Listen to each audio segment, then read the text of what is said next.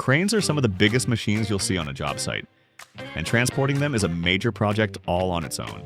These giants aren't designed to drive down the highway, so moving them from point A to point B takes careful planning and specialized equipment.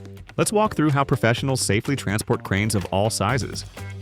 Before anything else, the transport team starts by evaluating the crane's size, weight, and dimensions. This determines whether the crane can travel as is or if parts need to be removed first. Different types, like tower cranes, crawler cranes, or mobile cranes, each require unique planning based on their structure and weight. Most cranes can't travel intact because sections like the boom, jib, or counterweights are too long or heavy for road transport. So crews carefully disassemble these large components, labeling and securing each piece for transport. This makes the load easier and safer to haul on the road. Once disassembled, the crane components are loaded onto heavy haul trailers. These trailers are specifically designed for oversized loads, and they distribute the weight evenly to meet highway regulations. Some pieces might go on lowboy trailers, while larger sections may require multi-axle carriers.